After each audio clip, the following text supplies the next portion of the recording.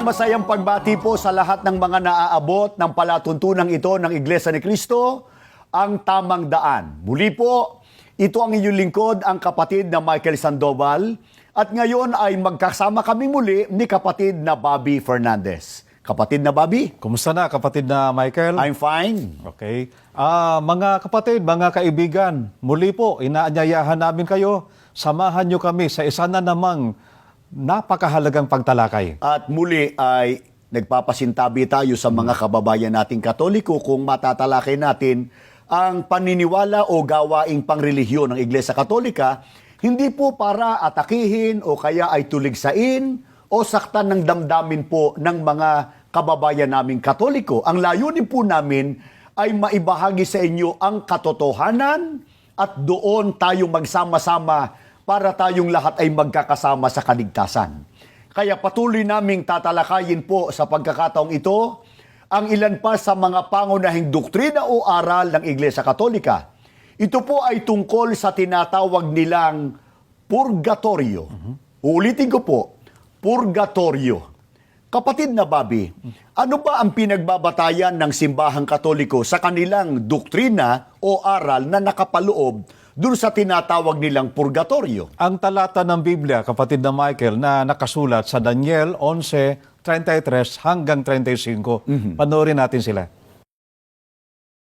Sa katunayan, ito pong ating pinag-uusapan, nangangahulugan lamang na totoo yung aral ng Santa Iglesia tungkol doon sa pagdadalisay o paglilinis ng mga kaluluwa ng mga yuma o sabihin na natin ay yung dogma ng purgatorio. Kasi maging sa lumang tipan po ay napakalinaw po na may mga nabuwal na o mga namatay na dinadalisay pa hanggang sa panahong takda. Ibig sabihin, hindi naman ito magpasawalang hanggang pagdadalisay, may takdang panahon ho.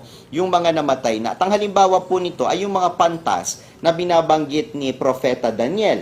At ito po ay babasahin po natin sa Daniel, Kapitulo 11, versikulo 33. At itutuloy po natin hanggang 35. At silang marunong sa bayan ay magtuturo sa marami, gayon may mga bubuwal sila sa pamamagitan ng tabak at ng liyab, ibig sabihin mamamatay, ng pagkabihag at ng samsam at ng maraming araw. Pagka nga sila'y mga bubuwal, ibig sabihin mamamatay, sila'y tutulungan ng kaunting tulong, ngunit marami ay magsisipisan sa kanila na may mga daya. At ang ilan sa kanila na pantas ay mga bubuwal upang dalisayin sila at linisin at paputiin hanggang sa panahon ng kawakasan sapagkat ukol sa panahon pang takda. Ang narinig po natin ay si Attorney Marwil na tinatawag ni Mr. Abe na Mars.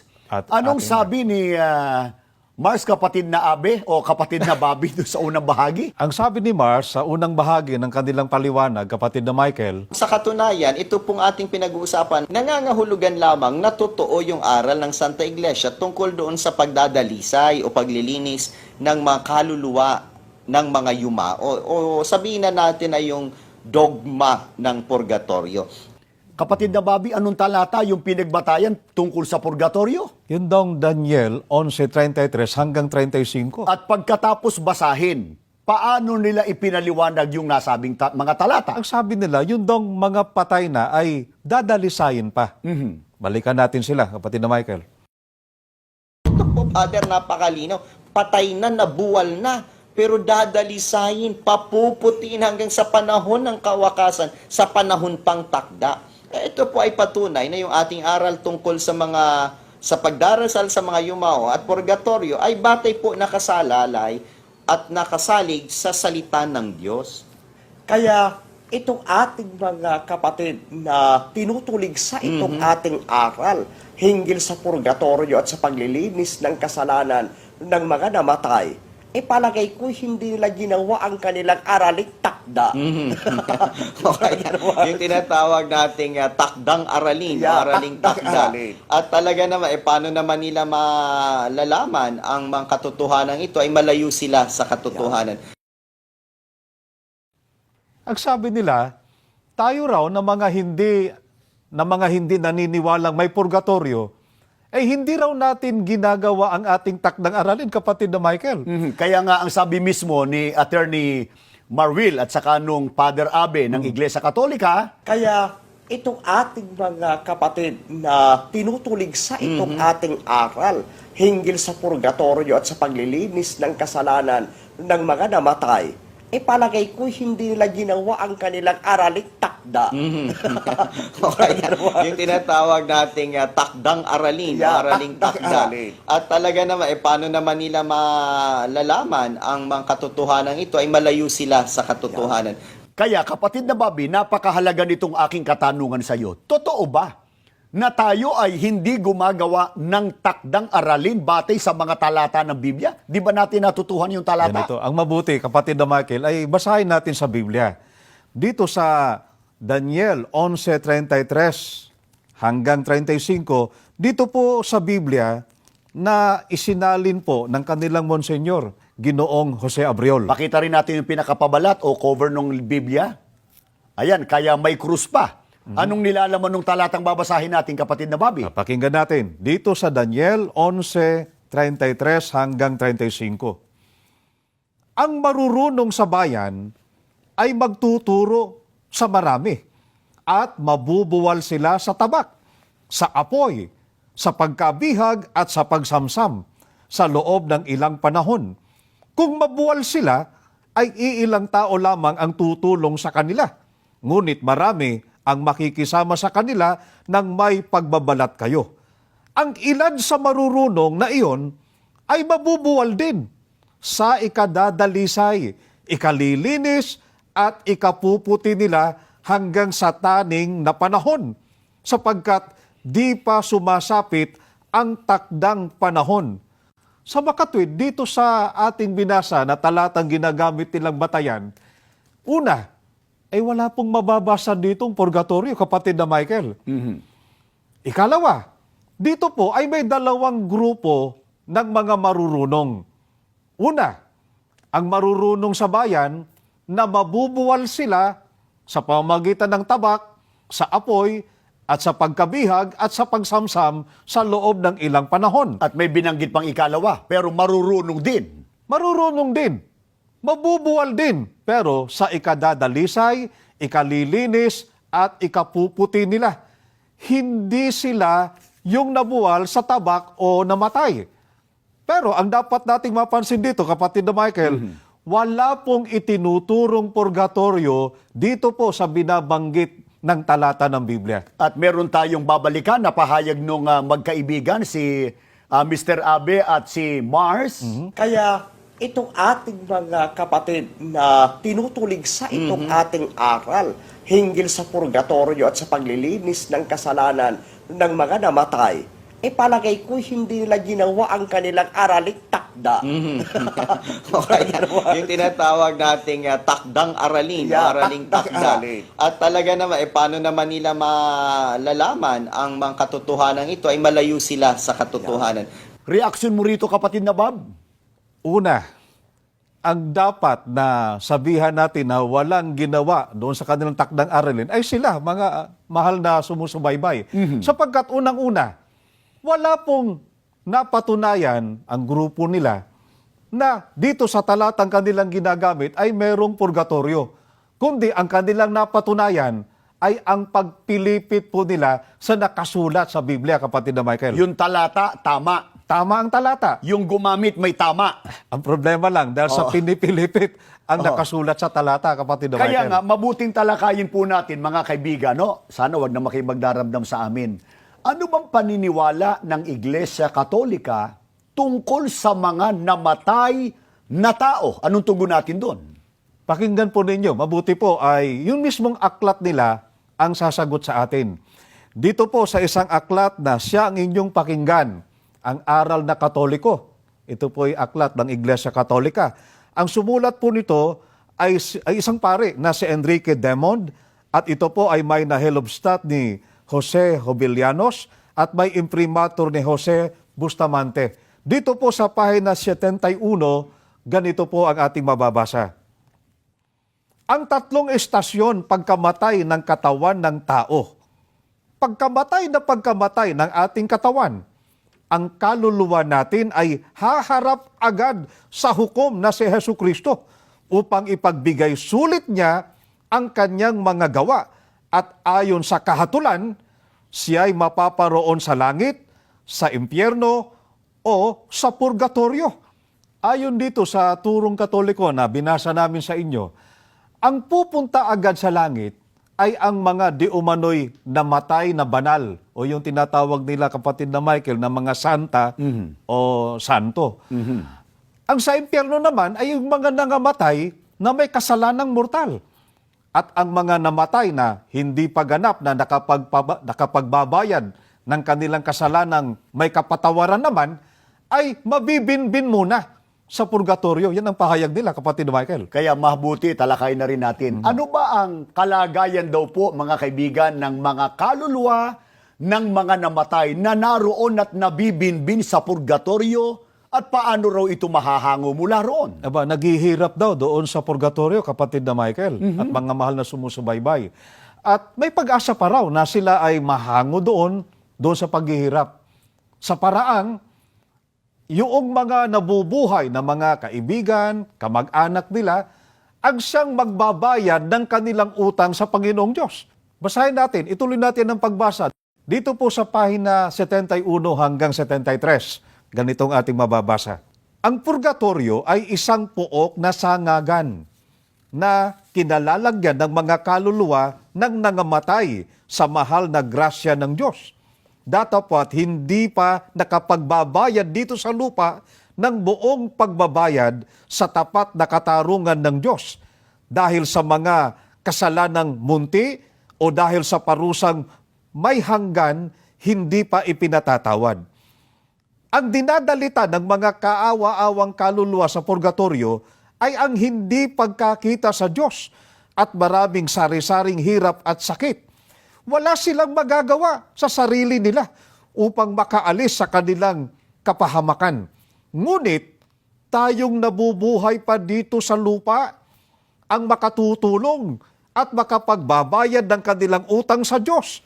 Tayo ay makatutulong sa kanila sa paraan ng mga panalangin, ng mga indulhensyang ipinatutungkol sa kanila, ng mga paglilimos at ng ibang gawang kabanalan, lalong-lalo na sa paraan ng sakripisyo ng Santa Misa. Ang mga kaluluwa ay magluluwat sa purgatorio hanggang sa masangag at maging malinis.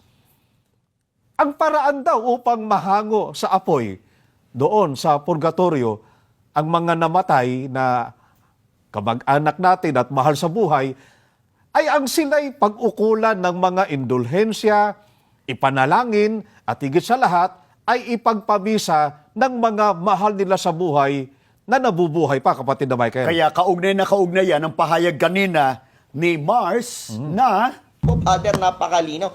Patay na, nabuwal na. Pero dadalisayin, papuputiin hanggang sa panahon ng kawakasan, sa panahon pang takda. Ito po ay patunay na yung ating aral tungkol sa pagdarasal sa mga yumao at purgatorio ay batay po nakasalalay at nakasalig sa salita ng Diyos. kaya lumilitaw, kapatid na Bobby, na talagang nakikinabang. Nakikinabang pa hanggang ngayon ang mga taong patay na sa mga ginagawa ng mga taong buhay. At saan po naroroon ang mga taong namatay? Siguro Biblia natin na ang ating basahin. Saan ba naroroon ang mga taong patay na ayon sa talata ng Biblia? Dito po sa awit 88.5, ganito po ang napakalinaw na pahayag po ng Biblia. Nakahagis sa gitna ng mga patay, gaya ng napatay na nakahiga sa libingan, na hindi mo na inaalaala at sila'y mga hiwalay sa iyong kamay. Napakalinaw po ang pahayag ng Biblia na yung mga napatay o mga nangamatay na tao ay nasa libingan. Kaya, hindi totoo. At labag po sa Biblia ang turong Katoliko na pagkamatay ng tao ay agad-agad pumupunta na. Maaaring sa langit o kaya sa impyerno at di kaya ay sa purgatorio. At dahil hindi totoo na may purgatorio, ay hindi rin totoo na may mga kaluluwang nabibinbin sa purgatorio. Ang mga taong namatay, ayon po sa Biblia, ay nasa libingan pa po. Baka sabihin ng mga Catholic defenders, tama naman yung talatang binasa natin, kapatid na Bob. Ang problema, ang tinutukoy dyan, Anya, mga taong hindi banal, hindi santo, hindi santa. Pero pagka ang tao'y namatay na santo, banal, diretso agad sa langit yon. Reaction mo ron. Dapat basahin natin sa Biblia kung totoo yung sinasabi nila na kapag ka ang namatay ay banal, ay diretso na sa langit. May mababasa tayo dito po sa Gawa 2:29 at 34 na halimbawa ng isang taong banal pero nung mamatay ay hindi po umakyat sa langit, kapatid na Michael. Ito po, babasahin po natin. Gawa 2:29 at 35. Mga kapatid, malayang masasabi ko sa inyo ang tungkol sa patriarkang si David na siya'y namatay at inilibing at nasa atin ang kanyang libingan hanggang sa araw na ito. Sapagkat hindi umakyat si David sa mga langit, datapwat siya rin ang nagsabi, sinabi ng Panginoon sa aking Panginoon, maupo ka sa kanan ko. Natitiyak natin na hanggang ngayon ay nasa pinaglibingan pa ang mga banal katulad po ni Haring David o Patriarkang David. Sapagkat tinitiyak po ni Apostol Pedro na si David namatay, inilibing at nasa libingan hanggang ngayon at hindi po umakyat sa langit si David, kapatid Michael. Baka sabihin nila sa atin, yung terminong banal para kay David, nasa bibig mo lang yun, kapatid na Bob. Wala naman sa talata na si David ay banal. Pinatutunayan ng Biblia, kapatid na Michael, at dapat na maunawaan ng lahat, ang nagpapatunay, ang nagdeklara na si Haring David ay isang banal, ay hindi po kung sinong tao lang, kundi mismong ang Biblia. Dito po sa awit 86, ang talata po ay 2, ganito po ang ating mababasa. Ingatan mo ang aking kaluluwa sapagkat ako'y banal. O ikaw na Diyos ko, iligtas mo ang iyong lingkod na tumitiwala sa iyo. Ang may pahayag dito ay si Haring David mismo. Ano ang pahayag niya na ipinasulat pa sa Biblia? Na siya po ay isang banal.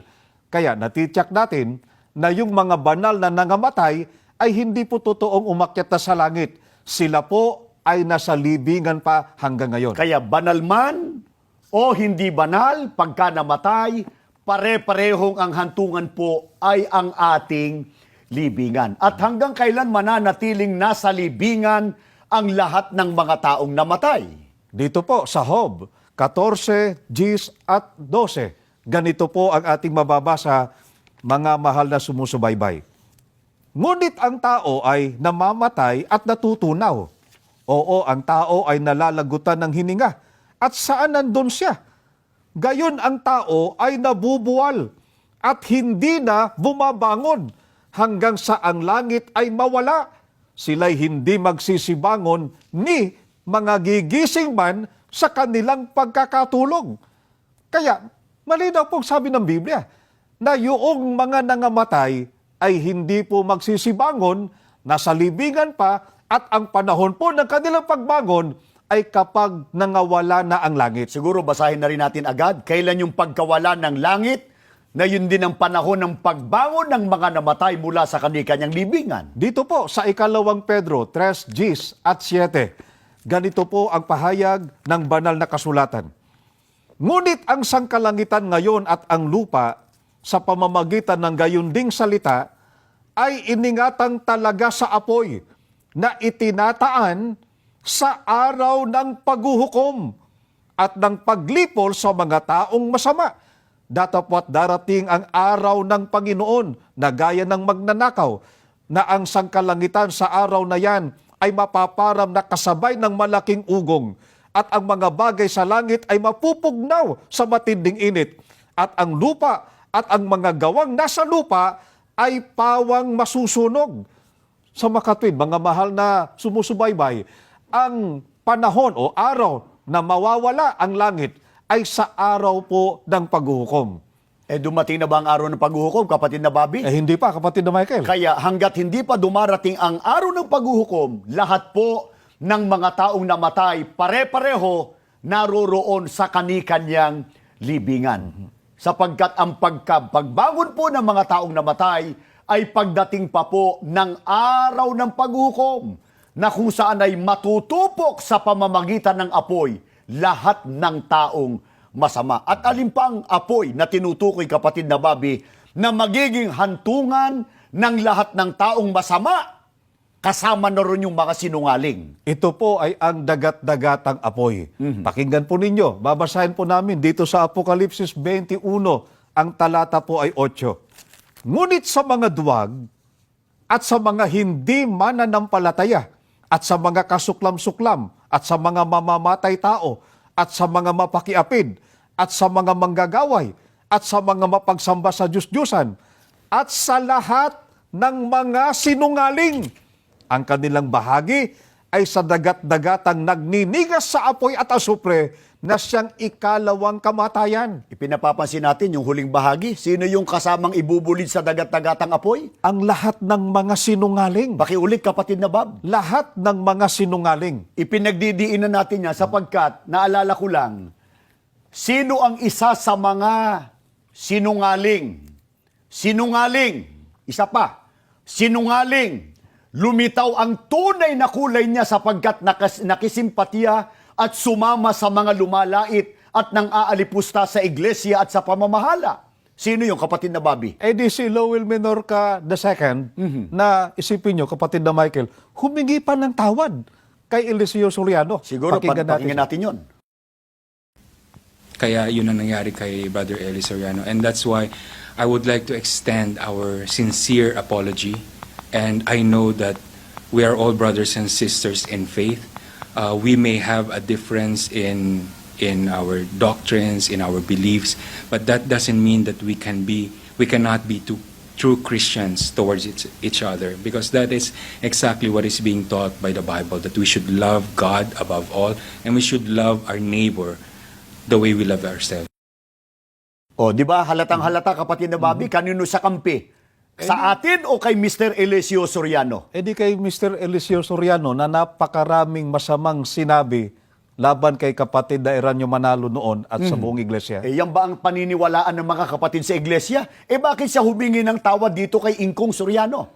Anong dahilan? Mabuti ay pakinggan natin siya. Kasi nag-edit ako ng Tamang Daan noon. Yun ang and pati yung yung nahandaan ko yun yung nagpakalat noon ng newspaper, yung comics against Napakatindi ng kasinungalingan ni Lowell, kapatid na Bobby. Lowell, pwedeng nanonood ka sa programang ito at yung mga kasama mo. Ito sasabihin ko sa iyo ng taas noo. Noong nabubuhay pa ang kapatid na Eranio Manalo, ni minsan, hindi kita nakita sa loob ng editing room. Alam na mga kasama ko doon sa panel sa Tamang Daan, ni Nakabularan, ni Nakaramil, at tong iba pa, nagpahinga na nga ang kapatid na Paul Guevara. Araw-araw, nagtitiping kami doon sa ang Tamang Daan. Ako lang at yung kasama kong video editor ang nasa loob ng editing room, ni minsan, Lowell, hindi ka nakarating sa loob ng editing room. Inaabot nga kami ng alas 12 ng hating gabi, 1:00, alas 2 ng madaling araw sa pag-e-edit, sapagkat kinabukasan, magtetiping naman kami ng panibago na pagsagot kay Soriano doon sa kinagabihan na kanyang pagtuligsa laban sa iglesia. Kaya kung nakikinig si Satanas dito kay Lowell, ang masasabi ko, kapatid na Bobby, malamang kinakabahan si Satanas sa tindi ng kasinungalingan ni Lowell Minorca. Anong bakit? Malalagpasan na siya, kapatid na Michael. Kukunin ang trono ni Satanas. Sa tindi ng kasinungalingan, ayon sa talata ng Biblia, saan ang hantungan ng sinungaling Sa batay sa binasa? dagat-dagatang apoy. Saan? Sa dagat-dagatang apoy. Kaya paano maliligtas ito ngayon si Lowell kasama nung kanyang mga naakit na mga nanggulo at nanira sa Iglesia ni Cristo? Kaya nadaanan lang natin yung kapatid na Bobby. Puntahan natin yung tinatalakay natin tungkol sa mga namatay. Lahat ng tao, patay banal man o makasalanan, pare-parehong nasa libingan. Ang pagbangon po ay pagdating pa ng araw ng paghuhukom. Kaya hanggat hindi pa dumarating ang paghuhukom, lahat ng taong namatay ay nananatili po sa kani-kanyang libingan. Teka muna, naalala ko, may nagsasabi, kapatid na Bobby, dumadalaw daw bumabalik. Totoo ba yung patay, dumadalaw pa't nagbabalik? Yan ay malaking kamalian, kapatid na Michael at mga taga-subaybay, sapagkat napakalinaw po ang pahayag ng Biblia na kapag ang tao ay namatay, ay nawawala po ang kanyang pag-iisip. Pakinggan po ninyo, sa awit 146, ang talatay 4, ito pong pahayag. Ang hininga niya ay pumapanaw. Siya'y nanunumbalik sa kanyang pagkalupa. Sa araw ding yaon ay mawawala ang kanyang pag-iisip. Kaya pag namatay ang tao, mawawala rin ang kanyang pag-iisip. Paano magbabalik yun? Wala nang isip. Teka muna, sinasabi ng mga pare, yun daw kaluluwa, hindi namamatay. Reaksyon natin doon. Yan ay mali, kapatid na Michael. Pinatutunayan sa Biblia na ang kaluluwa ng tao ay namamatay. Pakinggan po ninyo sa Ezekiel 18:4. Ito pong pahayag. Narito, lahat ng kaluluwa ay akin, kung paanong ang kaluluwa ng ama. Gayon din, ang kaluluwa ng anak ay akin. Ang kaluluwa na nagkakasala ay mamamatay. Kaya ang kaluluwa namamatay. Paano yung nagsasabing may nagpaparamdaman niya, may nagpapakita? Anong sagot natin doon?